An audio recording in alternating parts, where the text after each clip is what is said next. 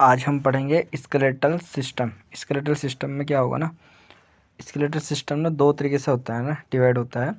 एक होता है एक्सियल स्केलेटन और एक होता है अपेंडिकुलर स्केलेटन। ठीक है, तो जो एक्सियल स्केलेटन होता है उसमें होती है 80 बोन्स होते हैं ना, और जो अपेंडिकुलर स्केलेटन होता है उसमें होती है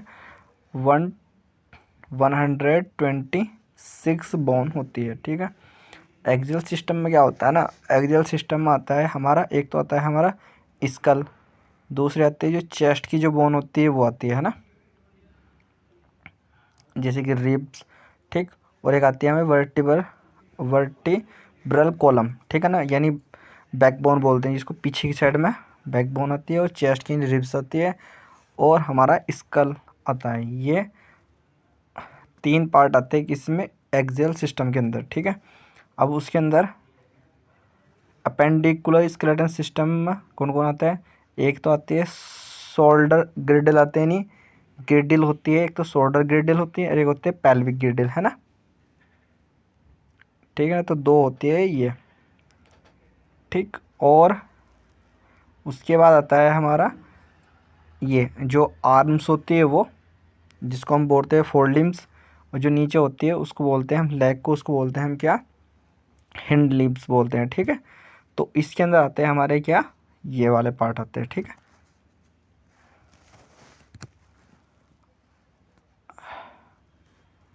अब हम देखो, अब ये देखो यहाँ पे और अच्छे से समझाया गया है। देखो ये स्कल है ऊपर, उसके बाद ओसिकल से, ओसिकल होती है क्या, बोन होती है, ईयर की बोन होती है, यानी कान वाली बोन होती है। ठीक है, हायोड बोन होती है नीचे की साइड में, बिल्कुल क्लियर आगे जाके दिखाई देगी। और रिब केज, रिब केज होता है जिसमें रिब्स होती है ना, और वर्टिब्रल कॉलम होता है पीछे की साइड में, है ना। ठीक है, अपेंडिकुलर स्केलेटन सिस्टम को हम पहले समझते हैं। ठीक, देखो जो शोल्डर गिर्डल होती है ना और जो पेल्विक गिर्डल होती है, उनके अंदर पहले इसको ही पढ़ लेते हैं, है ना। तो शोल्डर गिर्डल में आता है, एक तो होता है क्लेविकल बोन आती है। क्लेविकल बोन जो होती है वो दो होती है। क्लेविकल बोन कितनी होती है, दो। क्लेविकल बोन कितनी होती है भाई, दो होती है, क्योंकि देखो ये दिख रही है ना यहाँ पे, ये रेड कलर की है। ठीक, उसके बाद ये होता है, एक होता है स्केपुला। स्केपुला होता है पीछे की साइड में, पीछे की साइड में बहुत अच्छी बड़ी वो होती है, बोन होती है, वो भी स्केपुला होती है दो, और दो होती है क्लेविकल बोन होती है। ठीक है, फिर होती है हमारी यहाँ से पेल्विक गिडल। पेल्विक गिडल होती है हिप बोन। हिप बोन में, हिप बोन के तीन पार्ट होते हैं ना, देखो हिप बोन दो, एक हिप बोन इधर होती है, एक हिप बोन इधर होती है, दो हिप बोन होती है, और उसके अंदर उसके तीन पार्ट होते हैं, आगे समझाऊंगा। ठीक है, तो पेल्विक गिडल समझ में आ गया, शोल्डर गिडल समझ में आ गई। ठीक, अब हम पढ़ लेते हैं आर्म्स की बोन, है ना, फोर लिम्स, जिसको हम फोर लिम्स बोलते हैं ना। फोर लिम्स में क्या होती है, देखो अब एक हैंड के बारे में पढ़ेंगे, उसको हम मल्टीप्लाई कर देंगे दो से, तो क्योंकि दो हैंड होते हैं हमारे पास। ऊपर का जो पार्ट होता है ये लॉन्ग बोन होती है, इसको बोलते हैं ह्यूमरस। ठीक है ना, अब ध्यान रखना जिधर ये हमारे जो छोटे वाली जो फिंगर होती है ना, उधर की साइड में होती है, हमेशा याद रखना अल्ना। ठीक, और जिधर हमारा थंब होता है ना, अंगूठा होता है, उधर की साइड होती है हमेशा रेडियस, और पोजीशन रहेगी हमेशा, हम इसको ना हथेली को, उंगली होगी हमारी जिधर हमारी थाई होती है, थाई की साइड में छोटे वाली उंगली होगी, सबसे छोटी होती है, और अंगूठा होगा बाहर की साइड में। ठीक है, तो यो एनाटॉमिकल पोजीशन होगी। ठीक है ना, अब ह्यूमरस समझ में आ गया ऊपर, अन्ना किधर होगी, जिधर हमारी छोटे वाली उंगली होगी, और थंब अंगूठे की तरफ क्या होगी, हमारी रेडियस होगी। ठीक है, कार्पल्स होगी, कार्पल्स यहाँ पे होगी, ये जो जहाँ पे हमारी कलाई होती है। ठीक है, और मेटाकार्पल्स क्या होगी, छोटे वाली बोन होगी। फिर उसके बाद है फैलेंजिस हो गया ना, आगे जो तीन होती है, डिजिट होती है ना, और जो हमारी जो वृष्ट होती है, वृष्ट से लेके और हमारी जो फैलेंजिस के बीच में जो लॉन्ग बोन होती है, उसको बोलते हैं हम क्या, मेटाकार्पल्स होती है, ये आर्म की बोन होती है। ठीक है ना, तो एक तो होगी ह्यूमरस, नंबर जो होगा ना आगे बता दिया जाएगा पूरे अच्छे से, क्योंकि एक ह्यूमरस होगी, दो, एक ह्यूमरस होगी, और यहाँ पे हमारे पांच तो होगी मेटाकार्पल्स होगी। अन्ना कितनी, एक है ना इधर, एक अन्ना एक रेडियस है। कार्पल्स कितनी होगी, कार्पल्स होगी हमारी 8। ठीक, मेटाकार्पल्स कितनी होगी, मेटाकार्पल्स होगी 4 होगी, है ना, और फैलेंजिस कितनी होगी, 14 होगी, यानी 14 होगी। ठीक, इसी तरीके से हमारा जो ये लेग होती है, लेग की बोन होती है, लेग की बोन लॉन्ग बोन होती है। सबसे लॉन्ग बोन कौन होती है? फीमर। फिर उसके बाद होती है फीमर। देखो जिधर छोटे वाली उंगली होगी ना पैर की, उधरली साइड हमें कैसे ध्यान रखना, फिबुला हो गया है ना।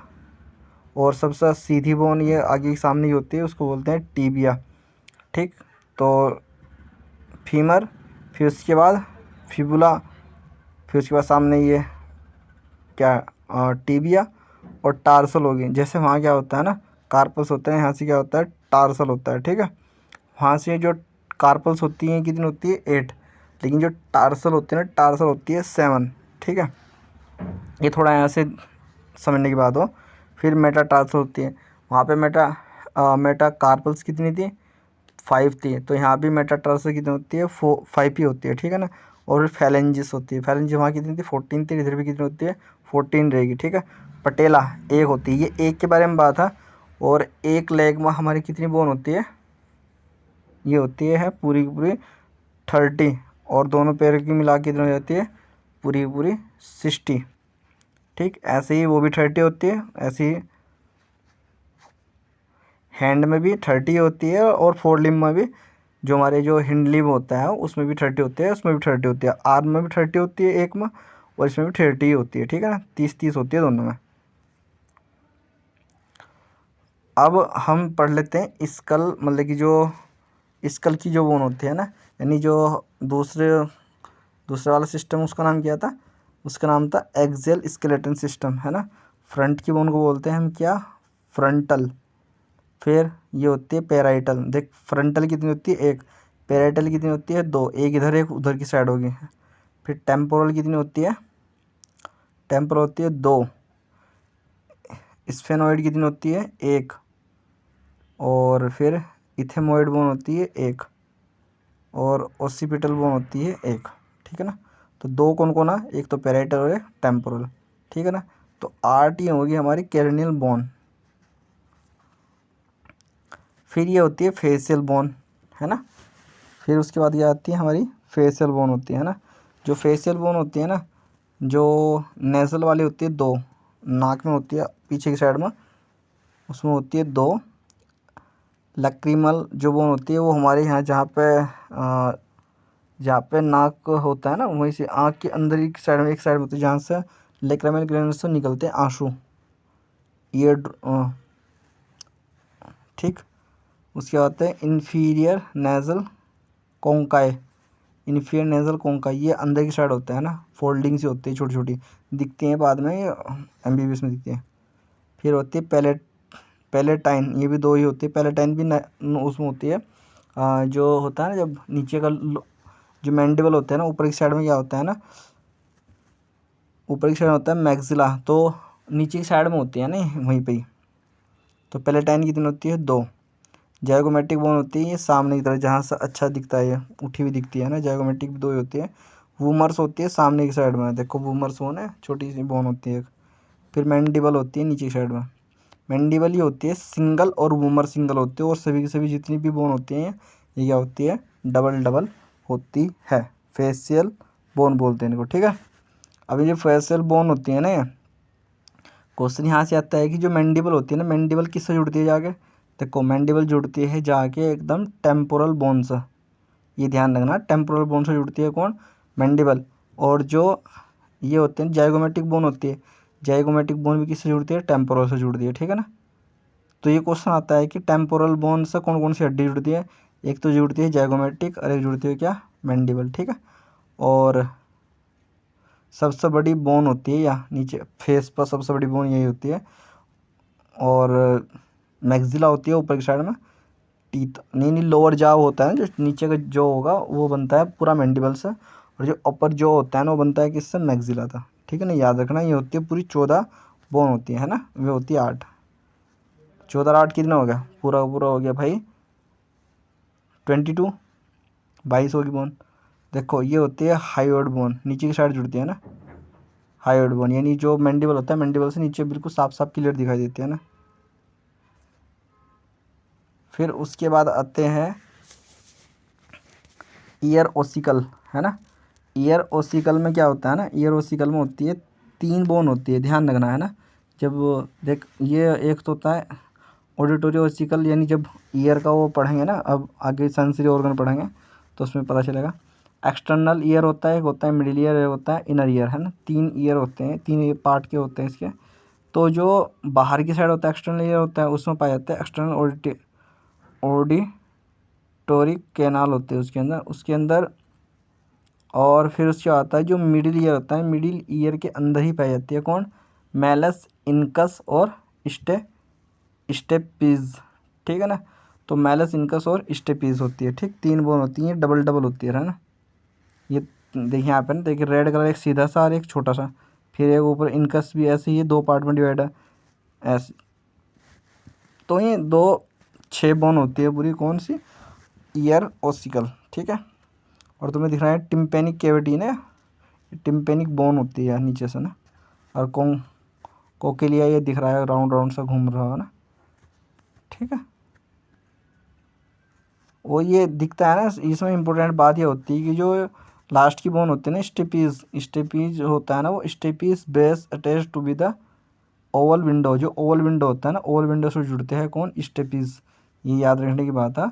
और जो टिम्पेनिक मेम्ब्रेन होती है, ईयर ड्रम होता है, ईयर ड्रम से जुड़ती है कौन सी, मैलस। मैलस किससे जुड़ती है, टिम्पेनिक मेम्ब्रेन से। और स्टेपीज किससे जुड़ती है, ईयर ओवल विंडो से, ठीक है ना। ये इंपॉर्टेंट बात थी इसके अंदर, ये बताने थे। ये यहाँ पे बिल्कुल क्लियर दिख रहा है अच्छे से। देखो एक्सटर्नल ईयर है, टिम्पेनिक मेम्ब्रेन से कौन जुड़ती है, मैलस। फिर उसके बाद ये होती है इनकस, फिर स्टेपीज किससे जुड़ता है, राउंड यानी ओवल विंडो से जुड़ता है, ठीक है ना। उसके बाद ओवल विंडो से जुड़ने के बाद ये आगे पहुंच जाता है कोकिलिया से। जब ईयर का पढ़ाएंगे चैप्टर तो उसमें बहुत अच्छा समझ में आएगा, ठीक है ना। यहाँ भी उसी तरीके से समझाने की कोशिश की गई है ना, ठीक है ना। तो वही है सब कुछ, और कुछ नहीं है इसमें। थोड़ा सा ये दिखाया गया यहाँ पे ना, देखो यहाँ पे ओसिकल है ना, मैलस है, इनकस और स्टेपीज है। फिर उसके बाद क्या गया, सेमी सर्कुलर डक्ट, ये देखो सेमी सर्कुलर डक्ट दिख रही है वहाँ पे।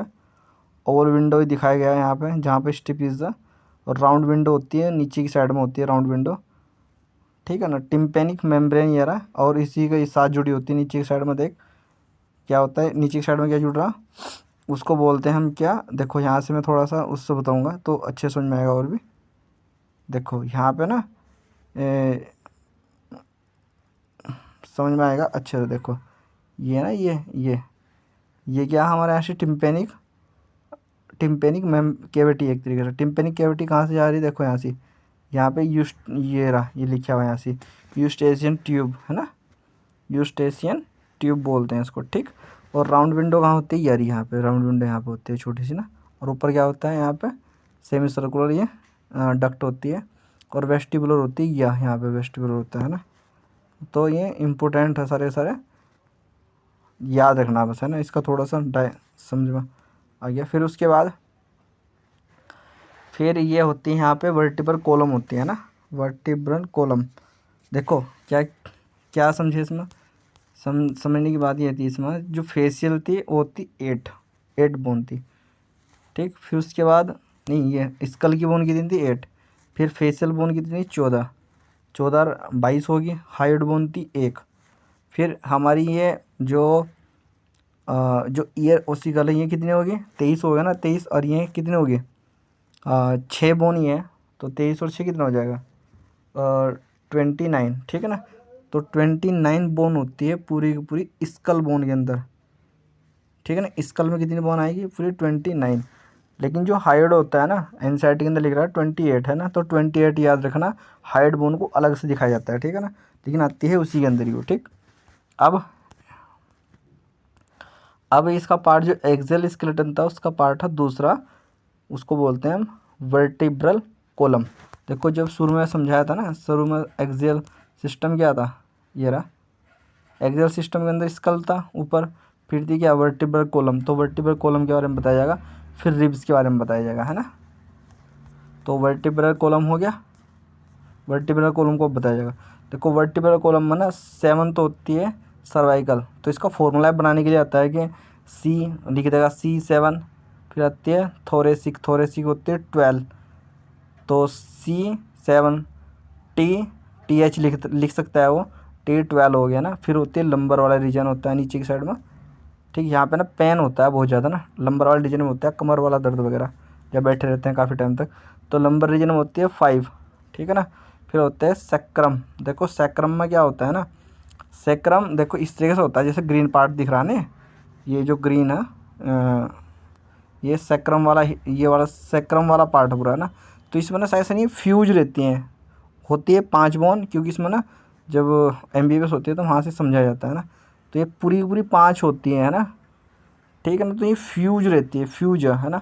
फिर होती है नीचे, सबसे नीचे की साइड में बिल्कुल दिख रहा है छोटा सा, है ना, ये वाला छोटा सा, ये तो इस पर मार्क भी नहीं किया जा रहा, तो छोटे सा वाला है ना, तो उसको बोलते हैं हम कॉक्सी। कॉक्सी होती है 4, कॉक्सी कितनी होती है 4 होती है, ठीक है ना। तो जो फॉर्मूला कैसा बना, C7, थोरेसिक कितनी 12, लंबर कितनी 5, और सैक्रम कितनी 5, फ्यूज्ड लिखा होगा जरूर। कॉक्सी कितनी हो जाएगी 4 होगी। तो कितने हो जाएगी टोटल ये 7, 7 और 12 कितना हो जाएगा 19 हो जाएंगे। 19 और 5 कितना होगा 24, 24 और इसको सैक्रम को एक ही मानेंगे, फ्यूज लेकिन में 25, ये कॉक्सी है एक ही है एक तरीके से लेकिन फ्यूज्ड, तो कितना हो जाएगी 26। तो वर्टिब्रल कॉलम के अंदर कितनी बोन होती है 26, कितनी बोन होती है 26, मैं लिख देता हूँ यहाँ पे, तो कितनी होगी 26 होगी। सॉरी, थोड़ा सा बजट अच्छा से नहीं है मेरा, थोड़ा शेयर करो यार इसको ना, तो बजट मेरा अच्छा बन जाएगा। तो ये हो जाएगा 26, ठीक है ना, कहाँ आ गया 26, तो 26 होते हैं टोटल ये बोन, है ना। उसके बाद देखो हमने इसको थोड़ा सा जो फर्स्ट सर्वाइकल होती है ना, सर्वाइकल की पहली C1, C1 का नाम पूछता है कभी कभी कि C1 क्या होती है। C1 जो होती है ना उसको बोलते हैं हम एटलस, ठीक है ना। और जो C2 होती है ना उसको बोलते हैं एक्सिस। तो जो C1 होती है एटलस, और वो ना राउंड राउंड मतलब गोल गोल होती है एक तरीके से, और जो सीट होती है एक्सिस होती है। देखो यहाँ पे साफ साफ क्लियर दिखाई दे रहा, ये एटलस दिख रही तुम्हें, C1 और C2 की ऐसी होती है, एक्सिस वाली होती है एकदम हुक से टाइप की, ठीक है ना, इम्पोर्टेंट है। और जो एक्सिस होती है ना एटलस होती है ना, एटलस पे जाकर जो हमारे इन्हीं को बोलते हैं हम क्या, इस पर आगे ना जो हमारा जो स्कल होता है ना ऊपर का, स्कल आके यहीं पे टच होता है, इसी पे इन्हीं पे टच होता है, मतलब कि जुड़ता है वहाँ पे आगे ना, ये है ना, ये इसको कोंडाइल बोलते हैं, इसको कोंडाइल, ये इस पे आके ही स्कल जुड़ता है ना। और ये दो है ना तो मतलब कि डाइकोंडाइल हो जाएगा एक तरीके से ना, ठीक है ना। तो इम्पोर्टेंट था ये बहुत ज़्यादा। फिर उसके बाद आती है चेस्ट वाली बोन, है ना। तो चेस्ट वाली बोन में क्या होगा, तो इसमें हमारी चेस्ट वाली बोन कैसे होती है, तो ट्रू रिब्स होती हैं 14, 14 होती है 14, ट्रू रिब्स कितनी होती है 14, यानी 7 इधर की 7 इधर की, तो दोनों मिलाकर बोलते हैं 14, है ना। तो 7 होती है 7 कितनी होती है ट्रू रिब्स, जो किससे जुड़ती है स्टर्नम से जुड़ेगी। देखो ये स्टर्नम दिखा रखे हैं यहाँ से ना, ये रहा स्टर्नम, है ना। तो ये स्टर्नम की क्या, हाँ स्टर्नम, ये पूरा का पूरा स्टर्नम है, ठीक। इस स्टर्नम से 1 2 3 4 5 और एक 6 और एक 7 ये, है ना। तो ये पूरी पूरी 7 हो गई ट्रू रिब्स, समझ के बाद 3 होती है 7 होती है ट्रू रिब्स, ठीक। अब उसके बाद फॉल्स रिब आती है 8, 8 9 10, 8 9 10। तो जो 8 9 10 होते हैं ना उसको बोलते हैं हम फॉल्स रिब्स। फॉल्स रिब्स क्यों, क्योंकि जो 8 है फिर 9 है फिर 10 है, ये ये तीनों की तीनों क्या काम करती हैं 7 के साथ जुड़ती है जाकर, तीनों करके किसके साथ जुड़ती हैं 7 के साथ। तो किसके साथ जुड़ती हैं 7 के साथ जुड़ जाती है, ठीक है ना। तो इसको बोलते हैं हम क्या, फॉल्स रिब्स, जुड़ती हैं लेकिन फॉल्स रिब बोलते हैं इनको। और इसी को बोलते हैं हम वर्टिब्रोकोंड्रल, वर्टिब्रोकोंड्रल बोलते हैं उसको, ठीक है ना। ये होती है 3, ठीक है ना। अब 11, ये दिख रहा है ना, ये फ्लोटिंग दिख रखी है ना, फ्लोटिंग रिब्स, यानी ये तैरने वाली है ना, फ्लोटिंग रिब्स होती है ना। इन्हीं में जब कोक में डुग लगता है ना तो इन्हीं में दर्द होता है सबसे ज़्यादा, तो इन्हीं को बोलते हैं क्या, फ्लोटिंग रिब्स। ये होती है 11 और 12, 11 और 12, ठीक है ना। ये हाइलिन कार्टिलेज से जुड़ती है, ये वाइट वाइट सा कलर दिख रहा है ना, तो हाइलिन कार्टिलेज ही होता है, जिससे ये रिब्स हमारी स्टर्नम से जाके जुड़ती हैं, ठीक है ना। तो क्या क्या क्या समझ में आया इसमें। पहली बात तो यह समझ में आई कि जो ट्रू रिब्स में 7 है, कितनी है 7, ट्रू रिब्स कितनी 7, ट्रू रिब्स कितनी है 7 है। फिर उसके बाद कौन है, फॉल्स रिब्स है, फॉल्स रिब्स कितनी है 3। और जो बिल्कुल ही जो जो फ्लोटिंग रिब्स है, यानी जो फ्लोटिंग रिब्स है, फ्लोटिंग रिब्स कितनी है 4, फ्लोटिंग रिब्स कितनी है 4 है, ठीक है ना। तो ये याद रखना, इनका इम्पोर्टेंट है बहुत ज़्यादा। यहाँ पे डायग्राम में शो की गई, अब उसमें तो लिखी हुई तो याद हो ही जाएगी। फिर यहाँ पे कोशिश की गई उसी चीज़ को समझाने की जो शुरू में हमने समझाया था अपेंडिकुलर स्केलेटन के अंदर, साफ साफ यहाँ क्लियर क्लियर यहाँ नंबरिंग वगैरह ना पूरे अच्छे से दिखाया गया, देख लो एक बार समझ में आ जाएगा। फिर वो भी ये भी वही है, इसमें देखो यहाँ पे 60 बस वही है और कुछ नहीं। अब एक क्वेश्चन आता है कि यहाँ पे एक्रोमियन प्रोसेस कहाँ से है ना, देखो ये होती है स्केपुला, पीछे की साइड में क्या है स्केपुला, ये दिख रहा है ना, ये स्केपुला।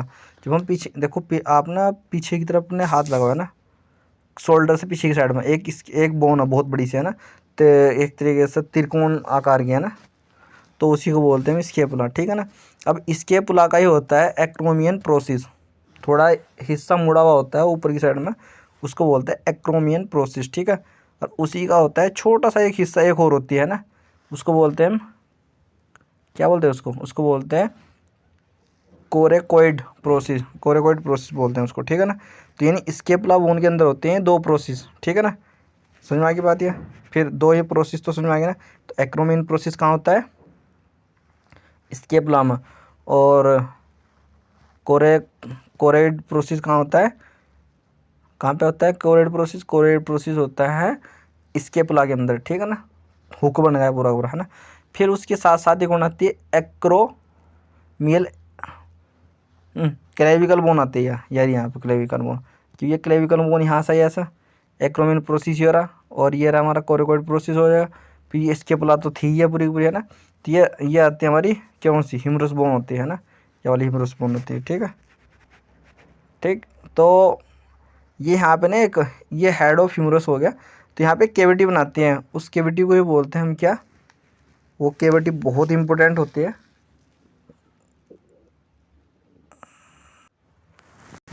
उस केविटी को बोलते हैं गिलेनोइड केविटी है ना, क्या बोलते हैं उसको, गिलेनोइड केविटी, यानी GLE नोइड है ना, गिलेनोइड, इसको बोलते हैं गिलेनोइड कैविटी। अपनी एनसीईआरटी के अंदर देखना तो ये समझ में आ जाएगा भाई, गिलेनोइड कैविटी। थोड़ा मोबाइल छोटा यार सही से, तो गिलेनोइड कैविटी बोलते हैं उसको, ठीक है ना।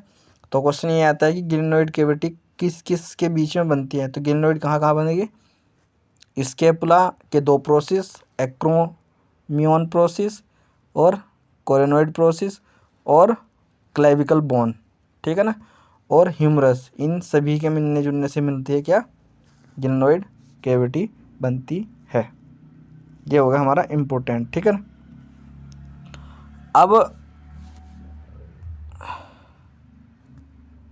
अब चलते हैं आगे, ठीक है ना। देखो ये होती है पेल्विक बोन है ना, पेल्विक बोन में क्या क्या होगा ना, बताया ना पेल्विक बोन में क्या क्या होता है। पेल्विक बोन में होते हैं, देखो ये हम एक पढ़ेंगे पेल्विक बोन, एक तो होता है इसका इस्चियम, एक होता है प्यूबिक वाला एरिया, एक होता है क्या इलियम, प्यूबिक और इस्चियम, इस्चियम प्यूबिक और इलियम, इस ऐसा पढ़ते हैं ना। तो सैक्रम बीच में दिख रही है तुम्हें बड़ी बोन है, देखो स्टेबुला होता है बीच में है ना। ये तीनों ना स्टेबुला एक ऐसा एरिया है जहाँ से आकर ये तीनों को यानी जो स्टेबुला होता है ना कैविटी होती है ना, देखो दिख रही है ना कैविटी ये होती है कैविटी है ना, ये दिख रही है ना, ये पूरी पूरी इसी में आकर जुड़ती है हमारी, ये कौन सी फीमर बोन होती है, फीमर बोन यहीं पर आकर जुड़ती है, ठीक है ना। और ये होगा स्टेबुला। स्टेबुला ये होता है कि स्टेबुला के अंदर तीनों बोन का 1/3 पार्ट होता है, ठीक है ना, स्टेबुला के अंदर, ठीक है। और इसी में बनता है वो एसिटेबुलम था ना। तो ये इंपॉर्टेंट थे भाई ये सभी के सभी। अब तुम्हें पैल्विक सब चीज़ें समझ में आ गई ना अच्छे से, तो इसको अच्छे से याद करो। और हम एनसीईआरटी को पढ़ना, तो एनसीईआरटी में समझ में आ जाएगा सब कुछ, ठीक है ना। ओके, धन्यवाद।